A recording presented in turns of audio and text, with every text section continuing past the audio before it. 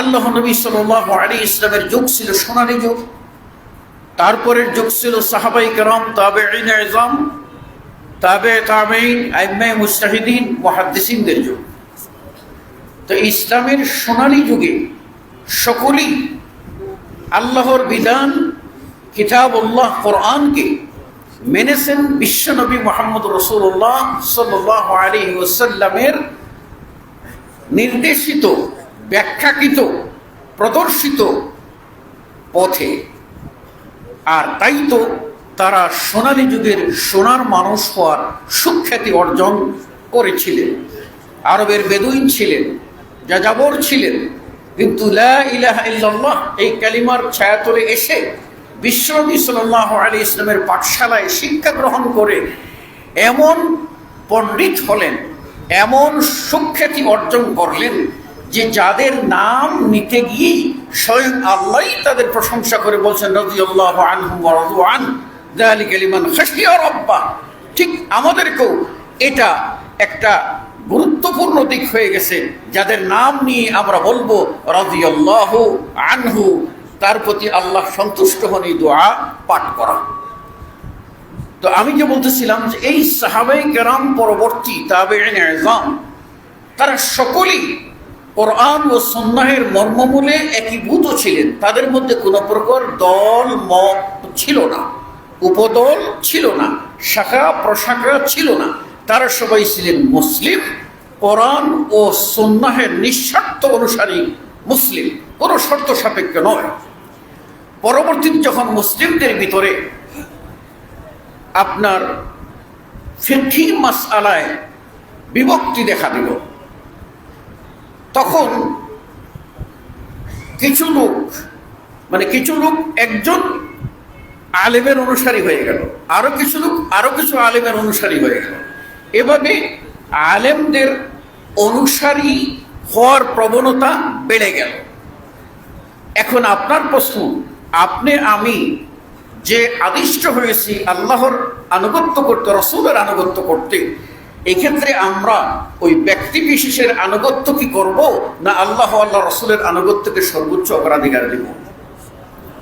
আল্লাহ রাসূলের সর্বোচ্চ এই অগ্রাধিকার দিতে গেলে আমাদের পরিচয়টা হবে আমরা না হানাফি, না মালিকি, না শাফিঈ, না হাম্বলি, আমরা তা নয়, বরং আমরা হলাম মুহাম্মদুর রাসূলুল্লাহ সাল্লাল্লাহু আলাইহি ইসলামের অনুসারী। এখন যখনই এই সমস্যাটা দেখা দিল, তখনই আমাদেরকে যারা আপনার এই বিভাজনের বিভেদ রেখায় নিজেদেরকে বৃত্তের মধ্যে আটকাননি, বরং কোরআন সুন্নাহর মর্মমূলে প্রতিষ্ঠিত ছিলেন, তারাই তখন থেকে সালাফি হিসাবে পরিচিত হয়ে আসলেন, এবং তখন থেকে তারাই আহলুল হাদিস হয়ে পরিচিত হয়ে আসলেন। তখন থেকেই তাদেরকে আহলুস সুন্নাহ ওয়াল জামাআহ অভিহিত করা হলো, আহলুল হক অভিহিত করা হলো, আহলুল আসার অভিহিত করা হলো, আসহাবুস সুন্নাহ অভিহিত করা হলো।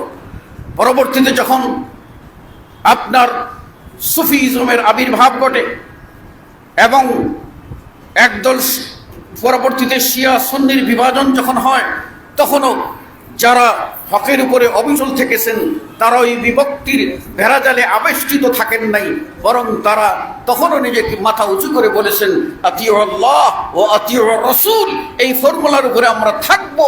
আমরা শিয়া নয়, আমরা ওই তথাকথিত বিভাজনের নীতিতে বিশ্বাসী নয়, আমরা যে মূল উৎস থেকে শিখেছি দিন, সেই উৎসের উপরে প্রতিষ্ঠিত থাকবো।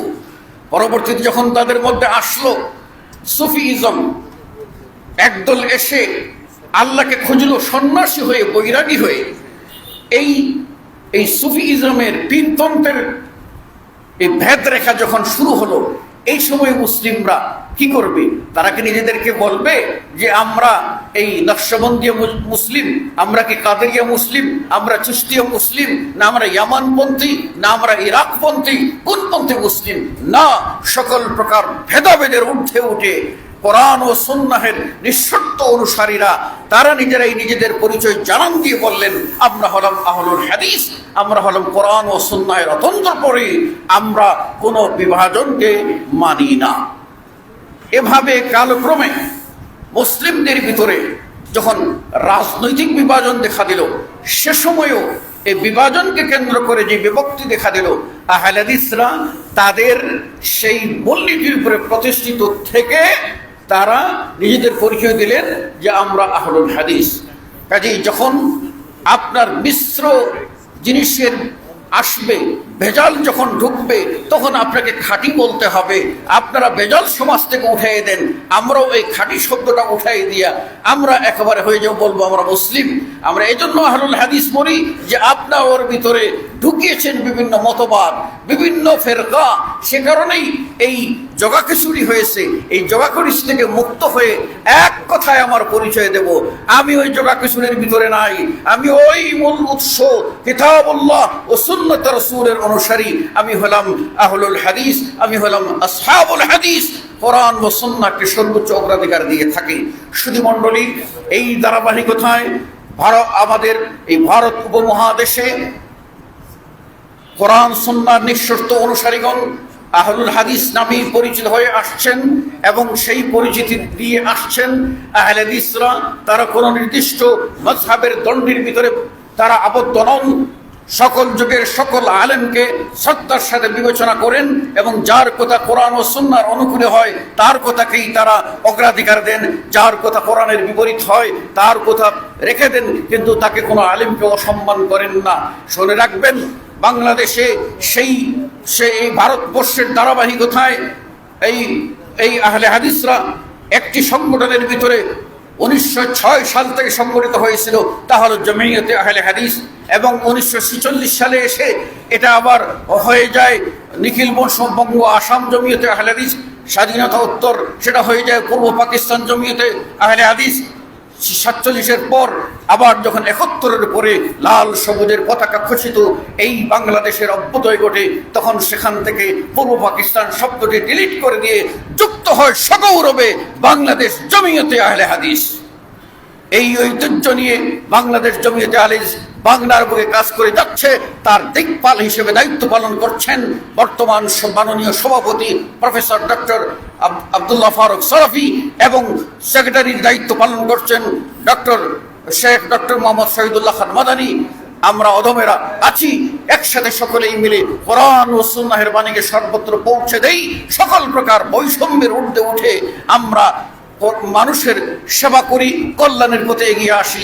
এই প্রত্যাশা রেখে আমাকে সময় দেওয়ার জন্য সকলকে ধন্যবাদ জানিয়ে এখানেই আমি আমার বক্তব্য শেষ করছি। আসসালামু আলাইকুম ওয়া রাহমাতুল্লাহি ওয়া বারাকাতুহু।